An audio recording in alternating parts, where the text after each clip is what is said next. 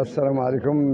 بصفتي بكار بورقعة رئيس جمعية الخير والأعمال الاجتماعية بقبيلة تركز بمدينة التماعيت، جماعة الدراقة ولاية أكادير.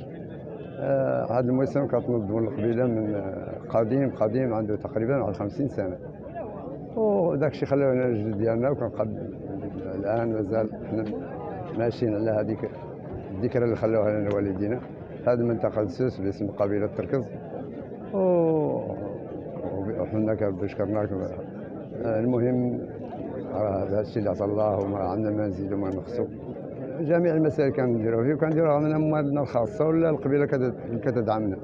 الدولة ما عمرها ساهمت معنا في حتى شي حاجة، ولا حتى الجماعة ما عمرها ساهمت معنا في حتى شي حاجة، ولا الولاية ولا كيعطونا وعود وصافي. دوك الوعود كيعطوها لنا، ولكن باش يعاونونا بشي حاجة ما كاين. كيعاونونا بشي باري على هادشي، شي حاجة اللي هي ما شي حاجة بسيطة. كلشي كدير الجمعية الأعضاء كيكملوا جهودهم، والرئيس والقبيلة هي اللي تمولنا. وهذا سيدي والله ينصر عليكم، ومرحبا يسهل لكم، ومرحبا بالضيوف ديالنا. ونطلبوا من الدولة عام اخر وعام اخر باش يعاونونا بان. السلام عليكم. رضوان الشيقر عن زاوية شرفاء تركز نواحي مراكش.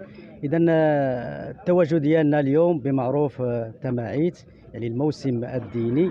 نحن جد سعداء بالتواجد ديالنا بين أبناء عمومتنا، يعني قبيلة تركز، قبيلة الشرفاء.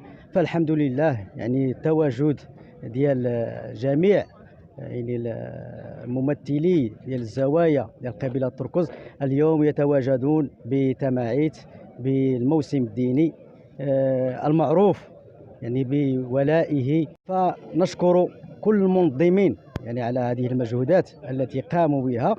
والحمد لله يعني الوفد الذي مثل يعني زاوية شرفاء تركز نواحي مراكش يعني كله فرح وسرور يعني بتواجده بين أفراد قبيلة تركز. مصطفى الكفراوي، ممثل عن وفد دوار تركز بجماعة ولاد الدلي من نواحي مراكش.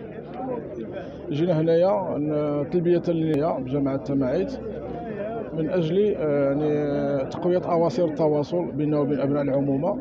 وهذه اللقاءات اللي كتم من خلال مناقشة العديد ديال المشاكل اللي كتهم القبيلة، ومحاولة التعاون على إيجاد بعض الحلول أو اقتراح بعض الحلول.